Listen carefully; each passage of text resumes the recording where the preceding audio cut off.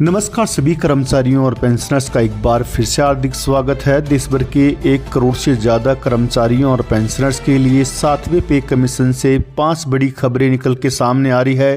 केंद्रीय कर्मचारियों और पेंशनर्स के महंगाई भत्ते और महंगा राहत को लेकर आई ज़बरदस्त खबर। अगस्त महीने की इस कैबिनेट की बैठक में होगा बड़ा ऐलान। 50% से बढ़कर होगा 53% डीए डीआर। साथ ही न्यूनतम वेतन 26,000 फिटमेंट फैक्टर और 8वें पे कमीशन, पुरानी पेंशन बहाली और पेंशन बढ़ोतरी को लेकर आई है बड़ी खुशखबरी।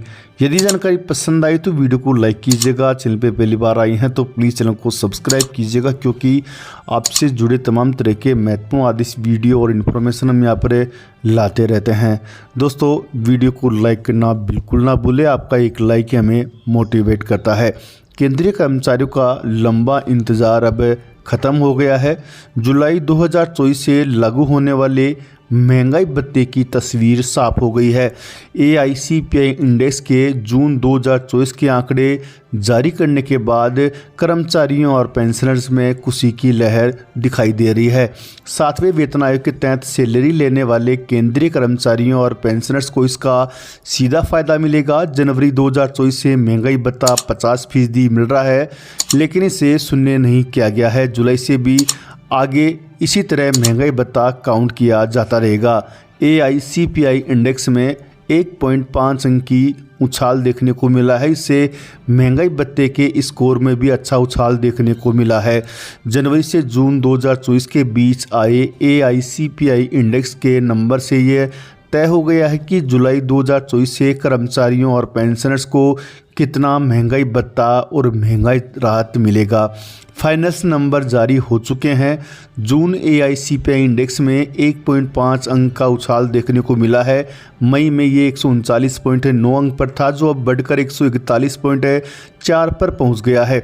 हालांकि महंगाई भत्ते का स्कोर 53.36% हो गया है। इसका मतलब ये है कि इस बार महंगाई भत्ते में 3% का इजाफा होगा। जनवरी में इंडेक्स का नंबर 138.9 अंक पर था, जिससे महंगाई भत्ता बढ़कर 50.84% हो गया था। जून 2024 में सालाना आधार पर देखें तो मुद्रास्फीति में गिरावट देखने को मिली है, जहां जून 2023 में 5.57% के मुकाबले जून 2024 में महंगाई दर 3.67% रही है। आपको जानकारी के लिए बता दें कि केंद्रीय कर्मचारियों के लिए महंगाई भत्ते का ऐलान सितंबर या अगस्त में हो सकता है, लेकिन इसे जुलाई 2024 से ही लागू किया जाएगा।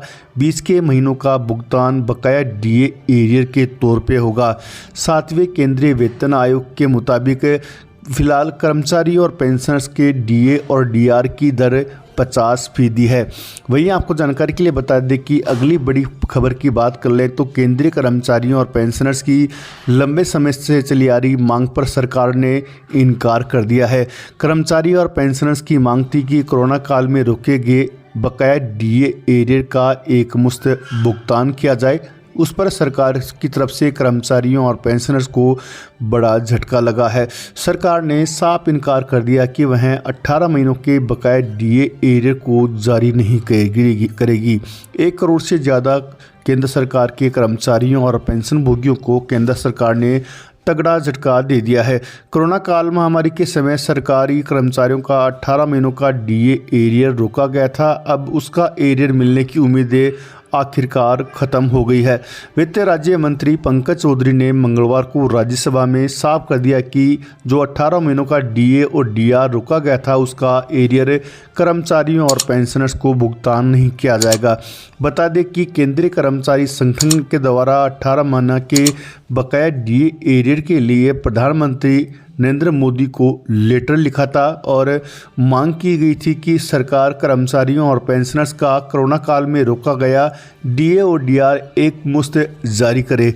लेकिन बुधवार को संसद भवन में सांसद द्वारा पूछे गए एक सवाल के जवाब में वित्त राज्य मंत्री पंकज चौधरी द्वारा 18 महीनों के बकाये डीए एरियर को जारी करना व्यावहारिक नहीं माना गया है। कहा कि 18 महीनों का बकाया डीए एरियर जारी करना फिलहाल बस की बात नहीं है। वहीं आपको जानकारी के लिए बता दें कि न्यूनतम वेतन और फिटमेंट फैक्टर को लेकर केंद्रीय कर्मचारी और पेंशनर्स को जल्द बड़ी खुशखबरी मिल सकती है। लंबे समय से केंद्रीय कर्मचारी अपने न्यूनतम वेतन फिटमेंट फैक्टर में बढ़ोतरी की मांग कर रहे हैं। कर्मचारियों की लंबे समय से मांग है कि उनका न्यूनतम वेतन 18,000 रुपये से बढ़ाकर 26,000 किया जाए। साथ में फिटमेंट फैक्टर जो फिलहाल 2.57 है उसे बढ़ाकर 3.68 किया जाए। इसको लेकर केंद्रीय कर्मचारी संगठन द्वारा वित्त मंत्री निर्मला सीतारमण को पत्र लिखकर मांग की थी कि कर्मचारियों और पेंशनर्स के 8वें पे कमीशन का यदि समय पर गठन नहीं किया जाता है तो कर्मचारी और पेंशनर्स का न्यूनतम वेतन और फिटमेंट फैक्टर बढ़ाया जाए। तो इसको लेकर बड़ी खबर निकल के सामने आ रही है। जल्द केंद्रीय कर्मचारियों के न्यूनतम वेतन और फिटमेंट फैक्टर को लेकर केंद्रीय कर्मचारियों को बड़ी खुशखबरी मिल सकती है। न्यूनतम वेतन और फिटमेंट फैक्टर को लेकर मीडिया में 2 खबरें वायरल हो रही है, जिसमें कहा गया है कि केंद्रीय कर्मचारियों का न्यूनतम वेतन 18,000 रुपये से बढ़ाकर 26,000 किया जा सकता है। साथ में फिटमेंट फैक्टर को 3.68 किया जा सकता है। वहीं दूसरी बड़ी खबर ये निकल के सामने आ रही है कि न्यूनतम वेतन को 18,000 से बढ़ाकर 21,000 किया जा सकता है। साथ में फिटमेंट फैक्टर को 2.57 से बढ़ाकर 3.0 किया जा सकता है। यदि सरकार कर्मचारियों के न्यूनतम वेतन को 18,000 से बढ़ाकर 26,000 करती है तो 8,000 रुपये का फायदा होगा। वहीं 18,000 से बढ़ाकर 21,000 रुपये न्यूनतम वेतन किया जाता है तो 3,000 रुपये का फ़ायदा होगा। जैसा कि आप जानते हैं 7वें वेतन आयोग की सिफारिशों के मुताबिक जैसे ही कर्मचारियों की बेसिक में बढ़ोतरी होगी वैसे ही वेतन भत्तों में भी बढ़ोतरी हो जाएगी। वहीं 8वें पे कमीशन और पुरानी पेंशन को लेकर भी जल्द केंद्रीय कर्मचारियों को सरकार की तरफ से बड़ी खुशखबरी दी जा सकती है।